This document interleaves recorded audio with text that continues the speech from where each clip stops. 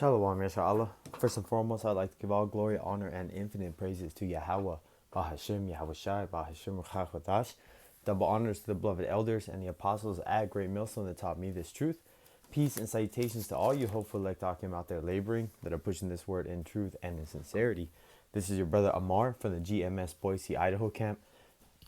And I'm just doing this lesson based on, updated story that has been going around of a chariot that's been spotted known as Three-Eye Atlas, and that's the Esau's name for it, and this is just being one of many signs in the heavens, because what the video that I'm going to allow play is just going into some of the statistics that Esau has been noticing of the Three-Eye Atlas so-called comet, but we know is a chariot, which has shown the most irregular patterns for it to be a meteor or a comet, and we know that Esau, can either build a narrative, but we know that the Lord is, revealing himself more and more to the point where these chariots are going to manifest themselves fully, and how you say the great disclosure of if we are alone in the universe is going to be fully ended, because Esau likes to push that,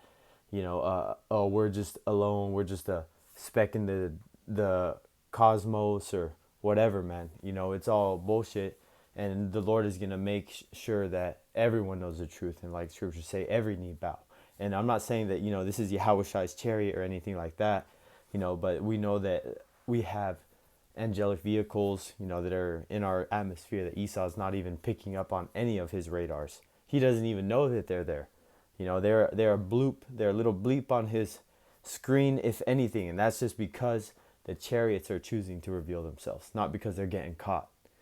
So like I said, I have some scriptures prepared, and I want to play this video, and you can, and we'll just go from there. Why are scientists from Harvard and beyond suddenly obsessed with a comet named Three-Eye Atlas? Because it's not acting like a comet at all. Let's start with its orbit. Three-Eye Atlas moves retrograde against the flow of all the planets, and it's flying just 5 degrees off our solar system's orbital plane. That kind of precision happens only 0.02% of the time. That's not random. That's calculated. And it gets weirder. Its trajectory enters from the direction of the galactic center, one of the brightest, most chaotic regions in the sky. That brightness actually made it harder to detect, almost like it was using the glare to hide its approach. Now here's where it breaks the rules of being a comet. There's no visible outgassing, no tail, yet it accelerates, which should be impossible without propulsion. Some researchers say it could be solar sail-driven, just like theoretical spacecraft we design. Not natural, engineered. Then there's the flyby path. It's set to slingshot past Venus, Mars, and Jupiter. That kind of gravity assist route? It's exactly what we use to steer our own probes. And the probability of that path happening by pure chance? Just 0.005%. But the most suspicious part? On October 29, 2025, it reaches perihelion, its closest point to the sun. At that exact moment, it'll be fully hidden behind the sun from Earth's view. A perfect window to change course, without us seeing a thing. If it shifts toward Earth between late November and December, that wouldn't be a mistake. That would be intent. So ask yourself, is Three-Eye Atlas just a rock drifting through space? Or the first silent visitor from somewhere else? Why are scientists from Harvard and beyond suddenly... So as you can see, Esau has been studying, this chariot, which we know that if a chariot wanted to cross the galaxy, it doesn't need to grab the trajectory of the gravity of the other planets to slingshot it so it speeds up, So that's why, you have to take the videos like this and different news stories, because this is something that is going on. This is an accredited source, of other multiple agencies aware of this comet's behavior. But you have to understand that the chariots and the angels, if they want to blink their eye or even take a millisecond, they can cross the galaxy. They don't need to take time and grab a propulsion of the surrounding planets. None of that, man. So I wanted to get into the scriptures now, make this straight into the point. This is Acts 2:17, and it shall come to pass in the last days, saith the Most High, I will pour out my spirit upon all flesh, And your sons and your daughters shall prophesy, and your young men shall see visions, and your old men shall dream dreams. And if you've spent any time recently on TikTok, Instagram, or other social medias, you have been seeing a lot of people getting crazy dreams about future judgment, whether it be coming in pestilences, people attacking one another, a natural disaster, an alien invasion. You know, there's a lot of different videos circulating of people getting, you know, very traumatic visions. You know, so that is something that is going on, you know, right now, continuing.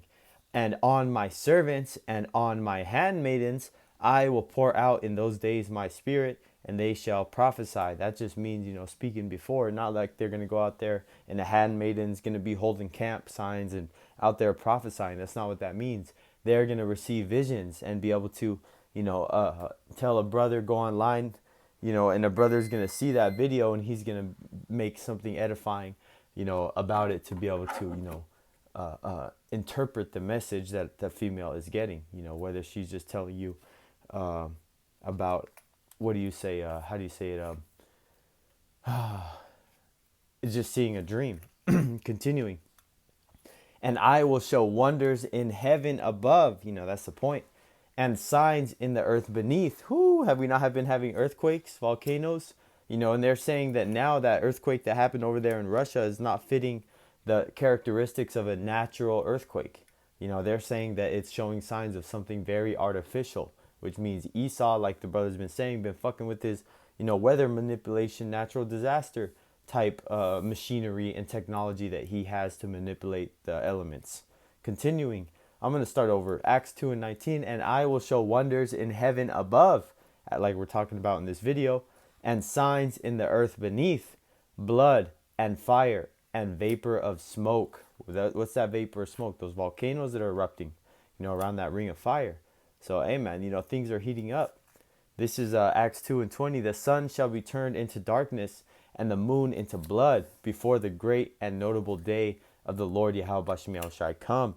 So you have to understand that there's going to be many wonders and effects and signs, you know. That's what I'm going to go to.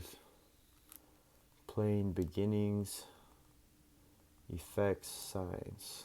It's in the Apocrypha, 2nd Ezra 9 and 6. Even so, the times also of the highest have plain beginnings in wonder and powerful works, and endings in effects and signs. And those effects and signs are the prophets on the street corners, first and foremost, declaring this truth, as well as the physical signs that these people are seeing.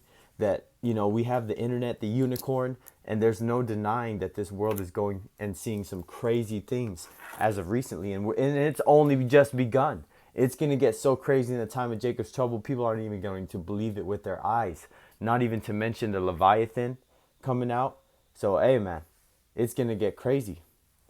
So, you know, this is 2nd Ezra 9 and 7, a couple more and I'll close out. And everyone that shall be saved and shall be able to escape by his works and by faith whereby ye have believed. So, amen. Faith without works is dead. Verse 8, but being saved is a gift from Yahweh Bashem Yahushai, and it's his mercy, it's his grace. It's not anything that we can work out ourselves by following the laws, you know, even though we do that to the best of our abilities. Verse 8, shall be preserved from the said perils, and shall see my salvation, and in Salakia, see my salvation in my land, and within my borders. So I have sanctified, which made holy, set apart, the elect, that remnant, set apart, them for me from the beginning. Call halal Yahweh Bashem Yahushai. Those special spirits, those first spirits created the 144,000 elect, as well as the innumerable multitude of the Israelites that are destined for salvation. You know, Lord willing, that this was edifying unto the elect. Till next time, I like to give all glory, honor, and infinite praises to Yahweh, Bahashim Yahushai, Bahashim Chachodash, and double honors to the beloved elders and the apostles at Great Millstone that taught me this truth, and peace and salutations to all you hopeful elect Akim out there laboring that are pushing this word in truth and in sincerity. Till next time, Lord willing, Shalom.